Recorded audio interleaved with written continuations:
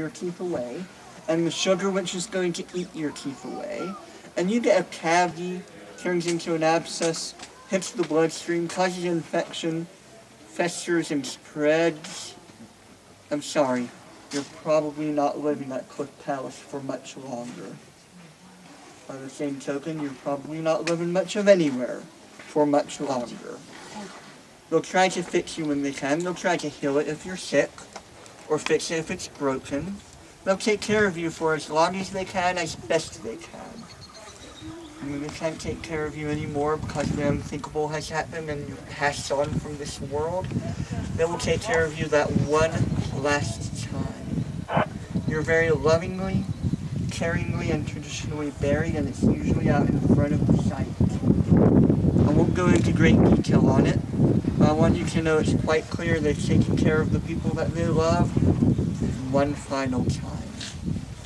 Now, we've come a long way. 15 years ago, when I came on a family vacation, the ranger at Balcony House tried to tell us that we used to think people died most often here from sleepwalking accidents. I don't suppose she was trying to pull our leg or anything like that, do you? Now, other questions. I've got some great ones so far. Yes? What are some other limiting factors besides? Pit house, you live there for a couple of years, farm, crops stop growing, you move a couple of miles away, you burn the old pit house, you have new farmland. Okay. Living in something like this, somebody else has already claimed the new farmland 2 miles away. So you're stuck with the soil that you have. And when it's depleted, that's it. So they lived here about 700 years. Isn't that why they grew the beans? Because the beans set the nitrogen? It will, but not at the same rate. And you don't know about crop rotation, so you don't understand exactly how it works. But they didn't live here 700 years, you're saying? That's a long time. Not at this specific site, but at Mesa Verde in general, yes. Nice. This is only the last 100 to 120 years. So. Okay. Okay. Got time for one more question if anybody wants it. Okay, so here's a question for you then. When you look for a house, what are the things that you look for? Who here moved to a place that had no grocery store or farmland nearby? No waste to get food. Anybody gonna move to that place? Anybody gonna move to a place where you couldn't get water? There were no wells, there was no water coming in. Anybody gonna move to a place where you wouldn't feel secure, where you felt like you might get mugged every other day on the way home from work? You're saying that your determination on where you live is going to be based on the same factors as the people who built Cliff Palace, then aren't you? If it works for us, it would have worked for them. You don't pick a place to live unless it's a place that you know you can do well at. And that's something to remember, because that means that in very many ways, these people are just like you and me. Let's move on to the next stop, shall we? And so, one of the stories is that Charlie Mason and Richard Wetherell entered the Cliff Dwellings for the first time after looking for lost cattle in a snowstorm in December of 1888 and stumbling across this one. The other story, the one that Richard Wetherell told his wife, there was no snowstorm, there were no lost cattle. There was, however, a third man named Ackwitz. Why did nobody ever remember Ackwitz? Because he was Ute. He was Ute. He was the local leader of the local Ute band. And according to the story that Richard told his wife, Ackwitz basically said, come see the big city. Led them to a point either Sun Temple or Sun Point View over there, and pointed it out to them. No one ever remembers Ackwitz. We'd rather fabricate a romantic story of two cowboys looking for lost cattle in a snowstorm. Just ambled up here. Cows just came up here, huh? You know what? The Utes actually liked the Wetherell family, so the Wetherells were allowed to run their cattle out here. But the thing is, if it's December and there's a snowstorm, you will not go looking for lost cattle. You'll go, oh, we'll never see those again. They're gone. Doesn't make sense, it doesn't add up. Yeah, I came in late. Oh, wait. It's like the spirits or something. Not necessarily evil, but you never know what's in here. Be careful. So, when we look at it, this is a wonderful site. This site is 151 rooms built about the same way. To build these walls, you're going to need 4 different things. Time, which you have because you have the resources. Labor.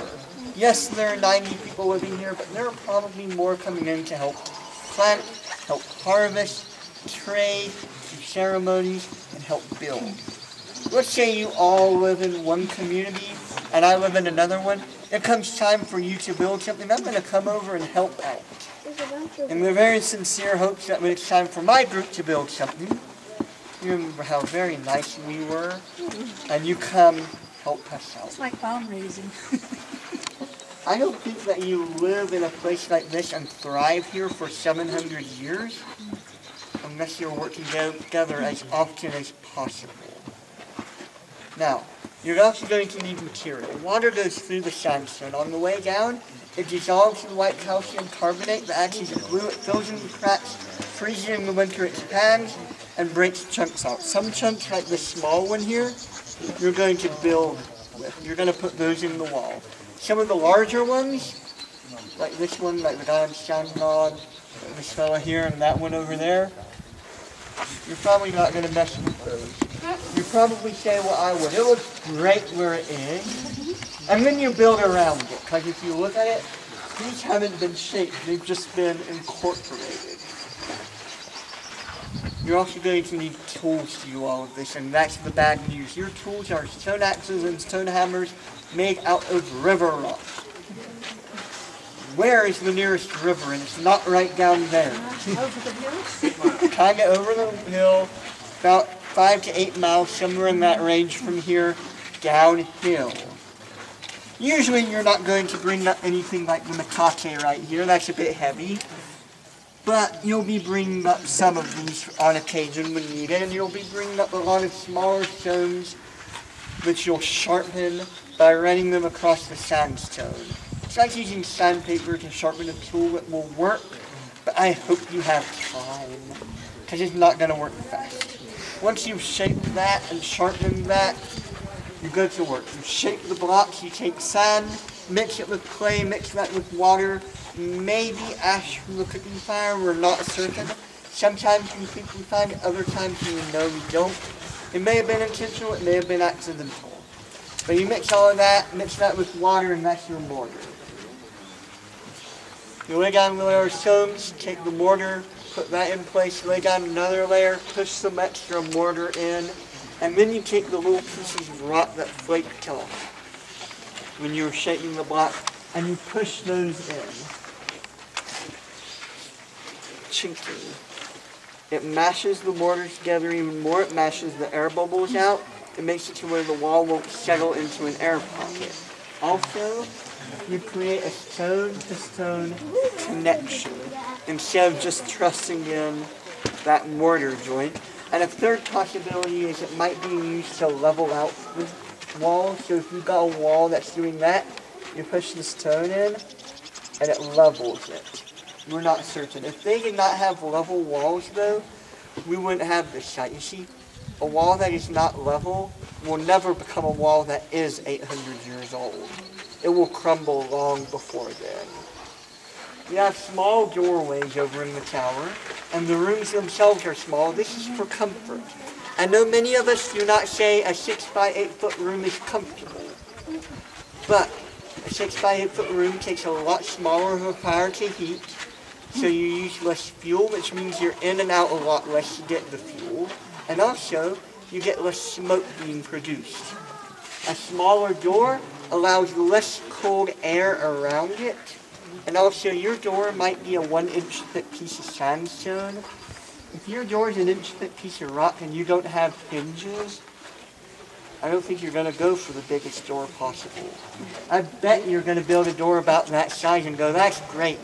I can close the door, it's more comfortable. These people do things that make sense. Would they have been smaller anyway? A little bit. Yeah. And by a little bit, I mean the average man is 5'4" to 5'7". That makes the average man shorter than me by 2 to 4 inches. Not all that much. And if you've ever seen a movie like Braveheart or Robin Hood or any movie on King Arthur, movies with knights that tall, the average suit of medieval armor only comes up to here on me, which is the same height as the people living here. So it's pretty much meeting the worldwide average. Now we're going to go up here. We're not going to gather around the kiva like usual. We're going to gather into the shade of the pine trees up there. I will send you back to look at a kiva after we've finished up our talk. Oh my gosh, people are doing those. I wonder what that is. That's so marvelous. Look at that. Snapshots. Kiva. Look at that. We learned about a kiva from that other one. It's got that hole.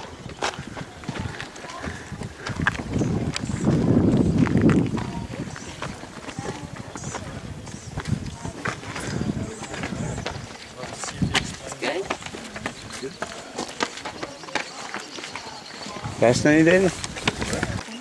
We have a little bit more shade up here. Kivas in a longhouse. We have 150 rooms. It sounds like we're fitting a nice bill there, a nice pattern, until you get to Spruce Tree House, which is about 121 rooms, so 30 rooms smaller than here. Only has 8 kivas in it. And then Balcony House, you've only got 2 kivas for 40 rooms. Folks, that doesn't quite add up, does it? We've got all of these extra kivas. Maybe for those people coming in. Maybe for people, the traders that are coming in. You know, we have seashells from the Gulf of California. That's 800 miles away. But the last person to handle those shells before they got here, they might have been a member of the same cultural group. So when they bring that in, maybe they need one of these ceremonial rooms. These kivas would never have looked like they do right now. All kivas have roofs on them. The roof is flat and level with the rest of the ground around it. It's going to have a 2-foot by 3-foot hole in the middle of the roof with a ladder going down at an angle. That's the entrance, the exit, and the chimney. You've got smoke and carbon monoxide coming up. You've got the ladder so that people can go down and come back out. But there's a problem. Has anybody here ever used an old can opener? You know, the kind where you just punch a hole in the top of the can. Punch one hole, it won't work. Nothing will come out. You have to punch that second hole so that you've got airflow in and whatever's in there can come out. Kivas work the same way. You have to have a ventilation shaft. So beside the kiva, if this were the curve of the kiva, there would be a small hole right where my feet are, usually about that by that, allowing fresh air in. And there's going to be a doorway at floor level of the kiva where that air is coming through. You've got a deflector wall between the fire pit and the vent shaft, because when that air comes in, if it goes directly into the fire will blow up and will send burning embers swirling through the air. And when your roof is made out of juniper and it walks together like that, you can't have burning embers swirling through the air, because when they catch in one of these little niches, you're in trouble. That roof will